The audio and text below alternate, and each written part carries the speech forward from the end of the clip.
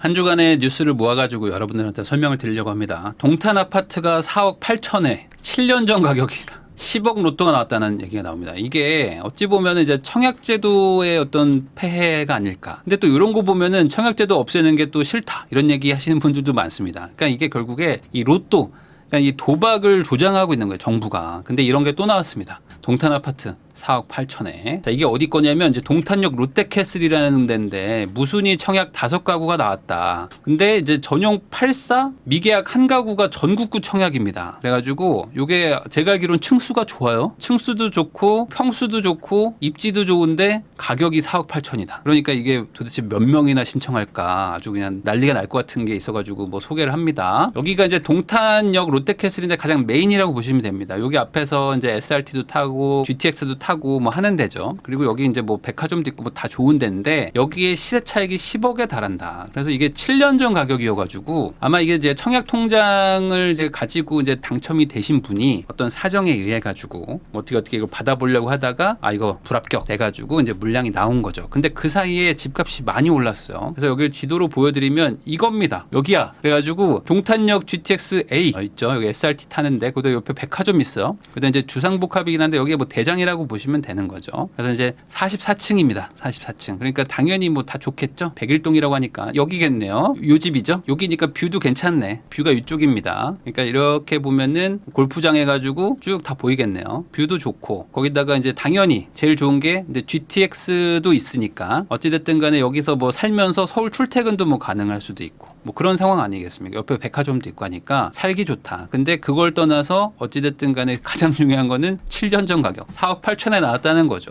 그러면 이게 얼마냐? 가격으로 보죠. 높은 가격으로 치면 한 18억도 합니다. 물론 이게 호가긴 하지만 한 17, 18억에 나온 물건을 어찌됐든 4억 8천에 산다는 거는 좋은 거죠. 그래가지고 도대체 이걸 몇 명이나 이거를 넣을 것인가 라는 거에 대해서 지금 시장에 관심이 있습니다. 왜냐면 이게 지난번 그 개포인가요? 개포 쪽에도 거의 한 100만 명 정도가 몰렸었거든요. 이 무순이라는 거는 이제 단순합니다. 이제 계약금 가지고 있으신 분들은 전국 이제 성인 누구나 할 수 있는 거고 뭐 청약 통장이 있든 없든 상관없는 거니까 말 그대로 이제 로또가 되는 거죠. 이 서울 동작 흑석동에 전용 59에 이제 93만 명이 신청했었다라고 하는데 이번에는 훨씬 더 크죠. 시세 차익도 크고 평수도 다 좋기 때문에 이걸 넘을 것이다. 그럼 100만 명이 신청해가지고 그 중에 한 명이 당첨되면은 10억을 버는 건데 저는 이걸 항상 말하지만 이게 그러면 과연 좋은 제도냐 이거죠. 이거가 만약에 취소가 되면 이 취소된 거에 대해서는 뭐 다른 사람한테 뭐 주든지 아니면 이걸 그냥 제값에 팔고 뭐이 10억을 뭔가 다른 어떤 뭐 저소득층을 위한 아니면 뭐 신혼부부 요즘에 뭐 저출산이니까 이런 분들을 위해서 주택을 제공을 하거나 뭐 이런 데 쓰면 오히려 더 좋을 텐데 이게 그냥 어찌 보면 한 번에 그냥 사행성 제도처럼 그냥 운영을 하고 누구 한 명 10억 벌었다 하고 끝나고 그러면 이제 이런 걸 또 기다리는 사람이 많아지죠. 다음번에 또 기다려야지 하면서 계속 청약을 또 넣고 이게 지금 반복되다 보니까 정작 내가 사야 되는 집은 또 그냥 전세 살다가 전세 사기 당하고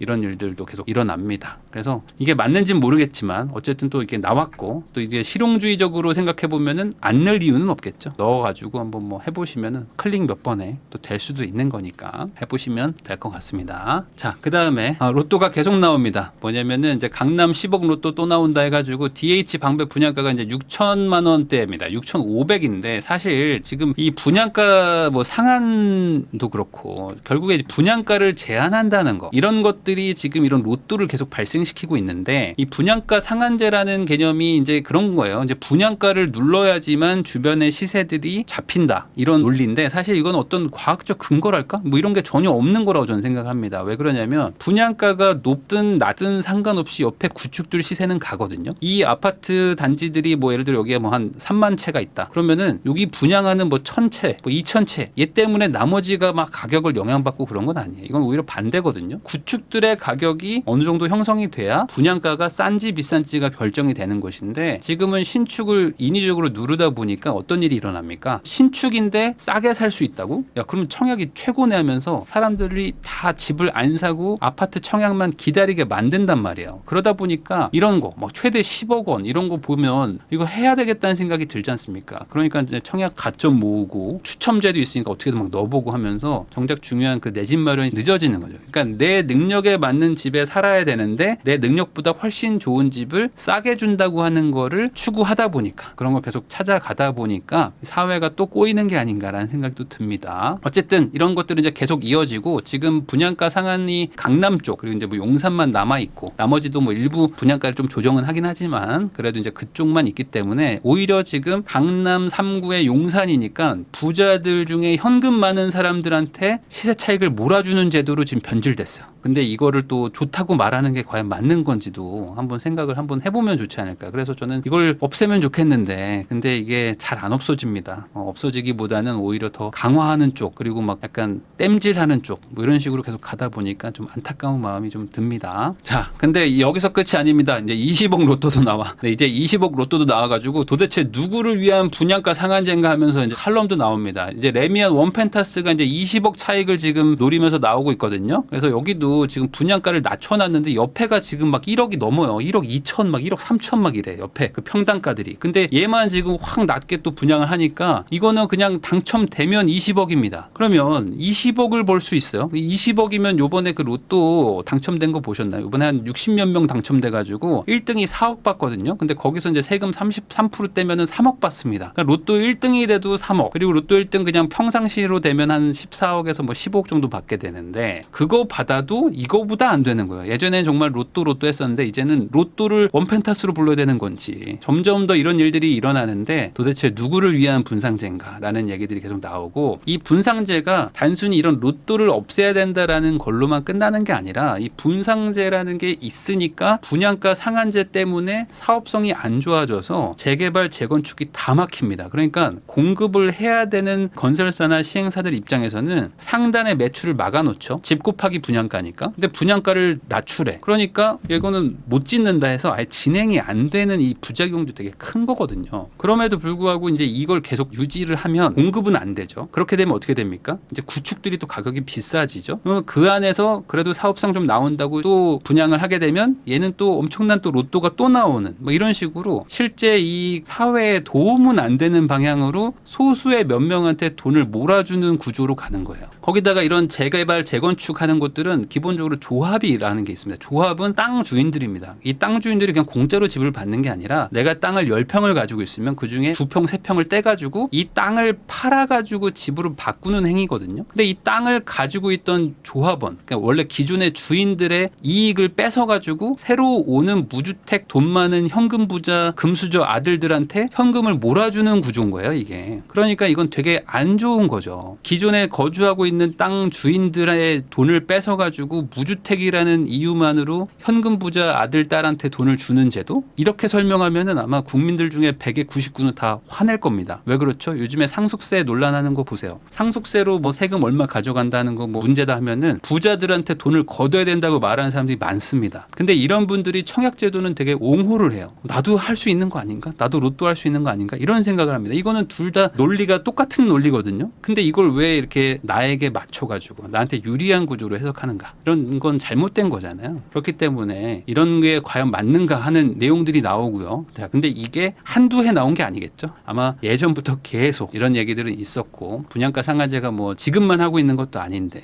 그때도 이런 얘기들은 있었지만 항상 조금 얘기 나오다가 다시 잠잠해지는 이유는 이걸 또 바라는 분들이 너무 많다. 어쨌든 이제는 20억 로또까지 왔다. 서울 아파트 6월 거래량이 7천 건을 돌파했다는 얘기도 있습니다. 이게 뭐 5천 건 돌파했다 이러다가 지금 6천 건 돌파했다. 이제는 7천 건도 갑니다. 그러니까 이제 7천 건 정도 되면은 10년 평균으로 봐도 이제 평균에 도달을 한 거예요. 과거에는 집값이 비싸가지고 뭐 대출을 안 해주니까 거래량이 좀 낮았다라고 했었는데 이제는 거래량이 거의 연평균까지 돌아왔다는 거는 시장에서 이 정도 가격대는 용인하겠다 정도로 이제 해석을 하는 게 맞지 않을까. 그래서 이제 3년 7개월 만에 최대다라고 얘기를 하는데 거래량이 많이 좀 상승한 상태라고 보시면 되고 그래서 지금 지방에 사시는 분들하고 서울에 사시는 분들 내가 특히 이제 집을 사려고 알아보고 있는 분들 입장에서는 지금 시장이 심상치 않다라는 생각을 느끼게 되는 이유입니다. 지금 거래량이 많아지고 있고요. 그러다 보니까 자연스럽게 이제 매매를 한 거 중에 절반이 상승 거래다. 그러니까 지금 신고가라기보다는 지난 가격들보다 이제 점점 올라가는 그런 상태인 거고 그래서 마포, 서초, 강남 특히 이제 마포 쪽 여기당 뭐 성동 쪽 한 20억대 안팎인 곳들 20억에 막 도달할까 말까 하는 곳들이 한번 좀 빠졌었었는데 지금 빠르게 회복을 하면서 지금 20억에 가까워지고 있는 그런 상태라고 보시면 됩니다. 자, 억 단위로 올랐네. 전세 만기가 겁나요. 매매 전세 쌍끌이에 실수요자 비상 뭐 이렇게 써놨는데 이게 한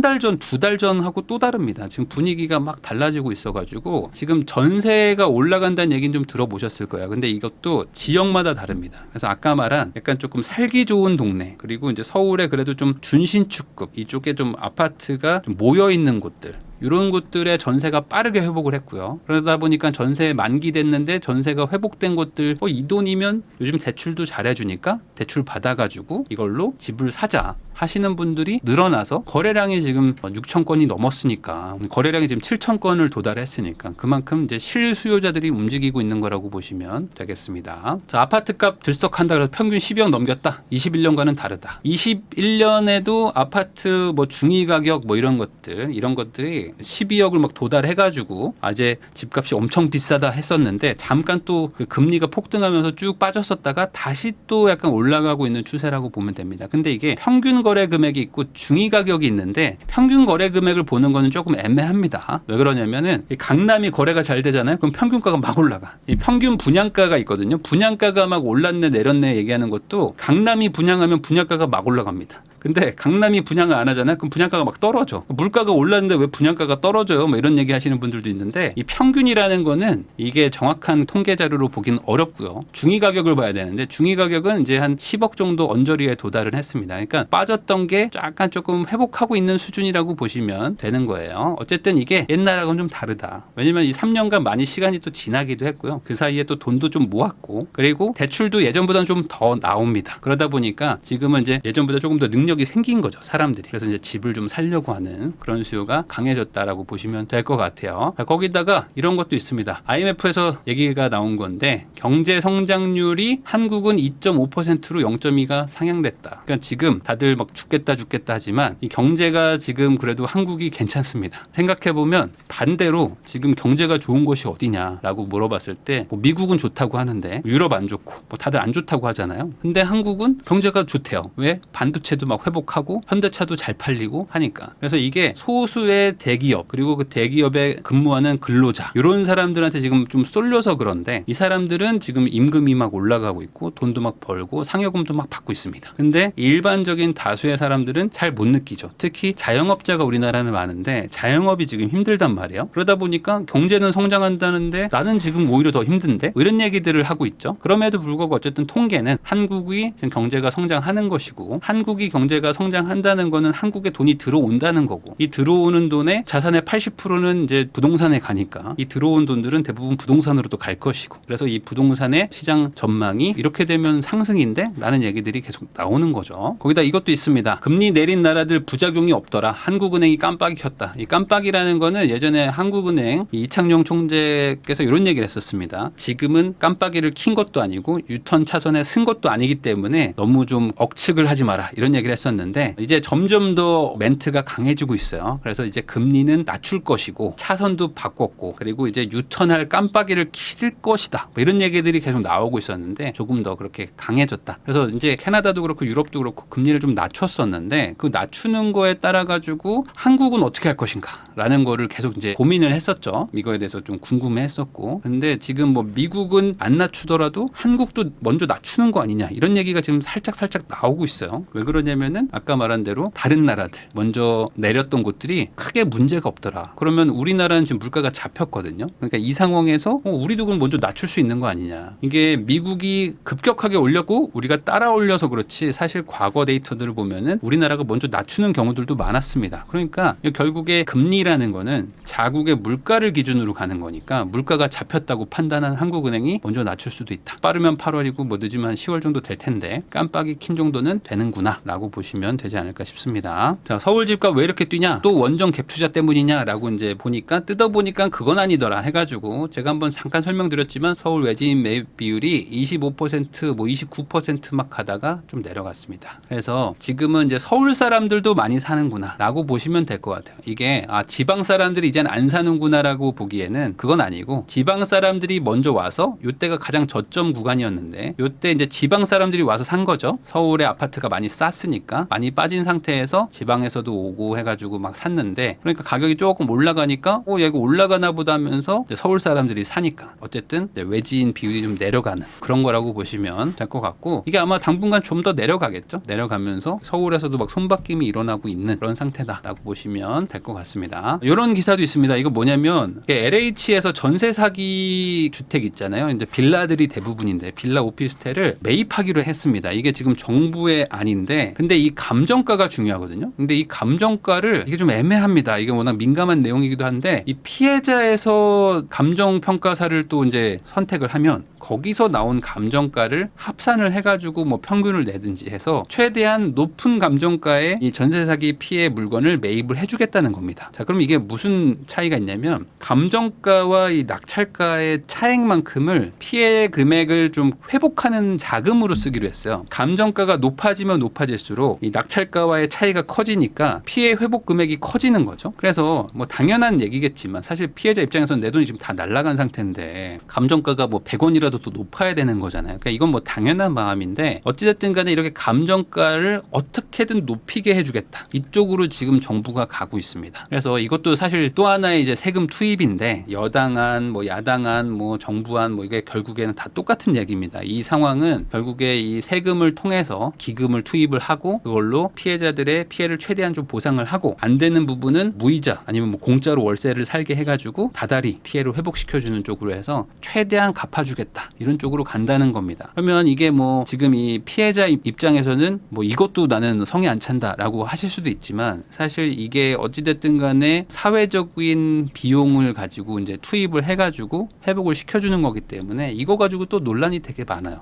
근데 어쨌든 지금 흐름은 LH가 우리가 떠안고 가겠다, 이런 쪽으로 간다는 거. 자, 어떻게 마련한 새 집인데 신축 아파트 무더기 하자가 있다, 이런 얘기도 있습니다. 그러니까 이게 지금 신축을 사도 속상한 게, 코로나 시절 여러분들 기억하시겠지만 그때는 반대였어요. 뭐냐면 물가는 또 안정돼 있었고, 그 다음에 물량이 딸립니다. 물량이 딸려가지고 철근이 막 부족하고 시멘트가 없고 해가지고 아파트를 지어야 되는데 자재가 없어가지고 못 짓고 막 그랬습니다. 그래가지고 이때 지을 때 부실공사가 많다, 뭐 이런 지금 추정을 하는 분들도 많아요. 뭐 그게 지금 우연히 겹쳐서 그런 건지 실제인지는 뭐 알 수 없지만, 지금 신축인 아파트들 중에서 하자가 지금 상당히 많습니다. 그래서 지금 하자들의 수준이 뭐 장난이 아니에요. 물론 이게 그 건설사가 뭐 대충 짓는 건설사여서 그랬는지 아니면은 이 아파트만의 문제인 건지 뭐 이건 알 수가 없지만, 기본도 안 돼 있는 곳들이 많다. 그래서 밤에 몰래 가가지고 막 계단을 막 깎는 경우들도 있고, 뭐 아예 그냥 마감도 안 하고 그냥 입주를 받는 경우들도 있고,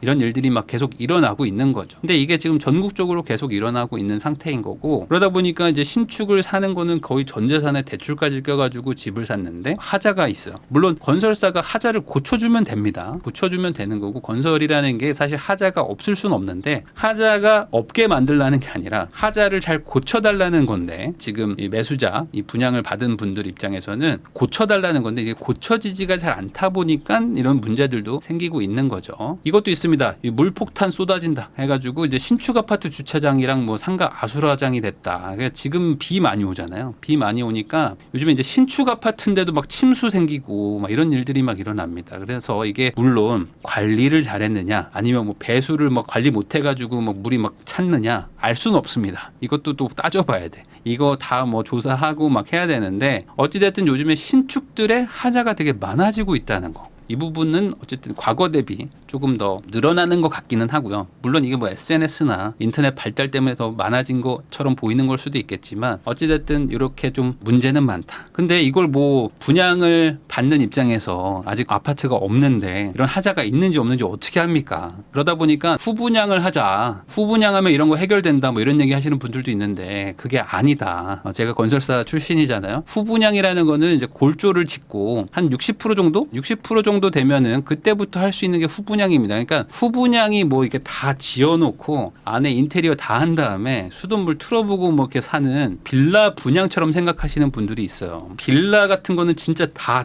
지어놓고 새 집을 만들어 놓은 다음에 분양을 막 하거든요. 근데 이 아파트 후분양은 그런 게 아니에요. 아파트 후분양은 그냥 짓다가 중간쯤에 하는 게 후분양이고 선분양은 아예 짓지도 않은 상태에서 땅 하나 있는 상태에서 하는 게 선분양이기 때문에 어차피 하자는 못 잡습니다. 근데 후분양을 가는 순간 규모도 작아지고 금융비용을 청약하는 사람한테 전가하게 되기 때문에 가격은 더 올라가요. 그래서 이 후분양이라는 개념으로 이해하시는 분들이 말하는 건 뭐냐면 그냥 구축 아파트 사면 됩니다. 그냥 지어진 거 사. 그러면은 그게 여러분들이 말하는 후분양입니다. 그러니까 지은 지 한 2년 된 집들 있잖아요. 그런 집들을 사러 가면 여러분들이 원하는 후분양을 할 수 있는 겁니다. 근데 그건 또 비싸다고 안 사. 그래서 후분양을 해달래. 그럼 후분양이 뭘까 잘 생각해 보면은 다 지은 다음에 선분양 가격으로 분양을 해달라는 것처럼 들리거든요. 근데 그거는 못 하는 거죠. 그렇게는 못 합니다. 그래서 할 거면 차라리 선분양을 하든지 아니면 그냥 구축을 사든지 그 둘 중에 하나를 하시는 게 확실하고, 그리고 이런 하자가 많다는 게 뉴스에 나온다는 건 뭘까요? 이 하자가 일어나는 단지보다 하자가 없는 단지들이 훨씬 많다는 겁니다. 뉴스는 특이하니까 나오는 거죠. 이게 전국에서 모두 일어나면은 이렇게 뉴스가 나오는 게 아니고 말 그대로 9시 뉴스에 막 건설사 대표들이 막 사죄의 절을 하고 막 그러면서 막 구속당하고 막 그러고 있을 겁니다. 그러니까 이거는 모든 단지에서 일어나는 건 아니다. 그러니까 이게 오히려 너무 막 겁을 내실 필요는 없지만, 너무 겁낼 필요는 없지만 이런 일들이 있다는 거는 알고 일종의 약간의 각오는 하실 필요는 있겠다 정도로 정리할 수 있겠습니다. 지금까지 이제 주간 뉴스를 모아서 설명드렸습니다.